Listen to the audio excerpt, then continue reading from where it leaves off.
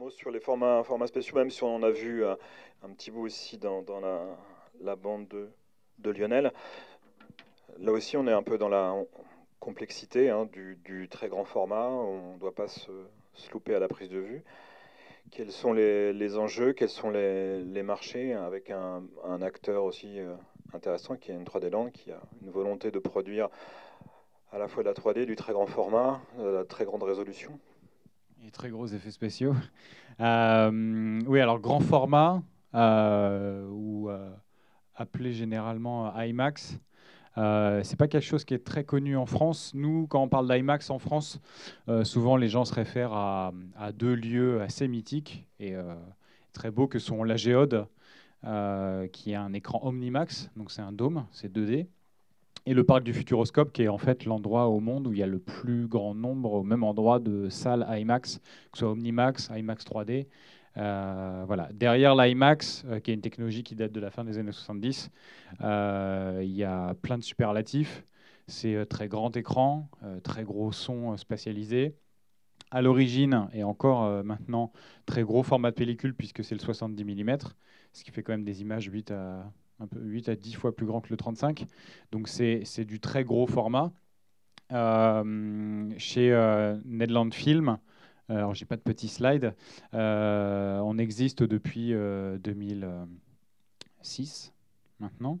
Ça a été créé par pareil, par des vétérans à peu près de la même trempe que Lionel, des gens d'Ex Machina, des gens qui sont dans l'image de synthèse et l'image à effets spéciaux depuis un petit moment, avec la volonté de faire des films documentaires euh, en 3D stéréoscopique, avec de l'animation et des effets spéciaux, avec du pédagogique, et surtout pour le marché international. C'est-à-dire que chez Nedland, nous, on fait des films IMAX. Donc quand on dit IMAX, c'est des documentaires, c'est un format très spécifique.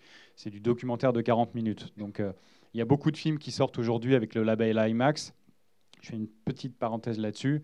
IMAX, c'est aussi une grosse société qui met son label. Et quand vous avez des Iron Man, Harry Potter ou ce genre de choses qui sortent en IMAX, c'est en IMAX digital et c'est pour le réseau des salles qui diffusent des blockbusters. Ça n'a rien à voir avec les documentaires IMAX traditionnels qui, eux, sont destinés à être diffusés dans un réseau de salles. Donc en France, le plus connu, c'est la Géode, mais dans le monde et surtout en Amérique du Nord, qui sont des salles attenantes à des lieux de culture, des musées, des aquariums, des centres de découverte, et qui ont pour objectif de passer des films à vertu pédagogique, donc des documentaires de 40 minutes. C'est le format traditionnel. Donc nous, chez Nedland, on produit ce genre de film. Notre premier film est sorti en 2010. C'était le premier film IMAX 3D à être soutenu par le CNC. Alors, Franck parlait des lignes dans les devis. La ligne documentaire IMAX, ça n'existait pas il y a encore quelques temps, mais le CNC y a cru. Voilà, on faisait un peu partie des ovnis. Il y a très peu de gens en France qui font de l'IMAX et a fortiori de l'IMAX 3D. Et c'est principalement, quasi exclusivement destiné au marché international. Donc on parlait de la difficulté de faire des productions françaises en France, notamment à cause de l'absence de chaînes pour l'instant qui soutiennent les productions. Nous, de toute façon, on est sur un marché qui est à 75% nord-américain. Donc, de toute façon, tourné à l'international. Il y a un gros marché en Europe et il y a des gros marchés émergents comme l'Asie-Pacifique. Notre premier film, donc soutenu par le CNC, qui est sorti en 2010, c'était Océanosaure, qui est toujours en exploitation à la Géode. Donc, on est ravis. Il marche très bien après plus de 2 ans. Il est sorti à l'international sous le titre de Sirex. On a une petite bande-annonce à montrer. Et depuis 2011, on est en production de notre deuxième gros documentaire IMAX. Et là, on a quitté les dinosaures marins pour se lancer sur un gros sujet historique qui est le débarquement de Normandie et qui sortira en fait l'année prochaine, 2014, pour le 70e anniversaire du débarquement. Avant qu'on voit l'extrait pour voir à peu près ce qu'on fait, nous, en effet, on s'attaque à du très gros. C'est-à-dire que, outre le très grand format de l'image, où le 4K, c'est en fait le minimum, en plus parce que sinon c'est pas assez drôle. On s'amuse à mélanger l'image de synthèse, les effets spéciaux, voilà, et la prise de vue réelle. Donc parmi les outils qu'on utilise, à chaque fois on cherche les plus grosses caméras. Donc là en l'occurrence on vient de tourner avec la Sony F65 et des RED Epic. Donc on est au maximum de ce qu'on peut pour essayer d'être proche de ce que la pellicule 70 pouvait ou peut encore offrir, en sachant que une pellicule 70, si on le scannait, on serait bien au-delà du 4K. Sauf que pour l'instant, en numérique, on est que à 5K avec les Epic ou à 8K avec les F65 si on regarde qu'un canal. Voilà. Mais donc c'est du gros matériel. Donc Franck est notre directeur de production. Joséphine était stéréographe sur Cyrex.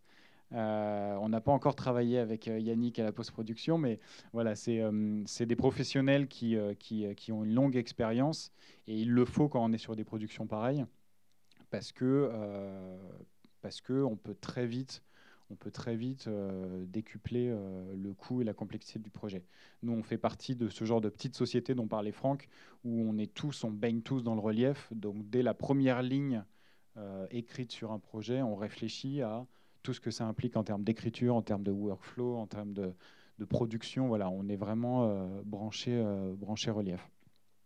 Est-ce que c'était évoqué tout à l'heure le fait il est difficile de passer d'un format à un autre, enfin, d'un petit format sur un grand format, tourner pour la télé et le diffuser sur le grand écran. Mais est-ce que, pareil pour le grand format, le très grand format, il y a plusieurs sorties aussi possibles? J'imagine que les salles sont plutôt hétérogènes quand vous distribuez dans le monde entier, donc il faut à chaque fois refaire quelque chose de nouveau? Alors, c'est plus qu'hétérogène. Pour l'exemple, une salle de cinéma conventionnelle, la base d'un écran, on dit que c'est autour de 15 mètres, on va dire. La base moyenne d'un écran IMAX, c'est entre 20 et 25. Et la plus grande du monde, sur laquelle est sorti Cyrex, c'est 36 mètres de base à Sydney. Donc, autant vous dire que pour régler le relief, on est obligé de faire une moyenne. J'ai jamais vu notre film à Sydney, mais c'est impressionnant. L'avantage pour nous, c'est que comme notre objectif numéro un, c'est les plus grands formats et on va dire le médium le plus compliqué à faire, c'est plus facile de ensuite redescendre dans les formats. Et le film est sorti en Blu-ray et il a fait un très beau film en Blu-ray aussi. Il est sans doute moins fort en termes de puissance relief qu'un film prévu pour la télé, parce que justement, nous, on vient du très grand écran, et on ne peut pas se permettre, nous, en tout cas à notre échelle, dans le type de production qu'on fait, de recalculer le film, de refilmer le film pour différents formats. Ceux qui travaillent entièrement en image de synthèse pour l'animation peuvent l'envisager virtuellement, sauf qu'en termes de production, c'est pareil. Faire plusieurs réglages de relief pour plusieurs formats différents, c'est compliqué. Donc il faut l'envisager.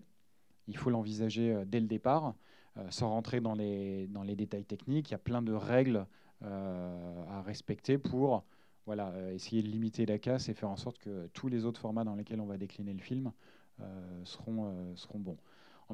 Encore une fois, nous, comme on commence avec le plus gros et le plus difficile, c'est moins compliqué pour nous. Mais quelqu'un qui ambitionne de faire un documentaire, c'est ce que disait Joséphine, non, c'est Franck, il disait, on ne part pas du tout dans la même optique. Si notre documentaire, on veut le faire pour l'IMAX, pour le cinéma conventionnel, pour la télé ou éventuellement juste pour une diffusion web. Donc voilà. On va voir l'extrait, le trailer de Cyrex. On imagine comment utiliser l'image de synthèse dans ce film. Dans le prochain, comment le CGI va être utilisé? Alors, on va pas faire le soldat Ryan, même si on a de la reconstitution.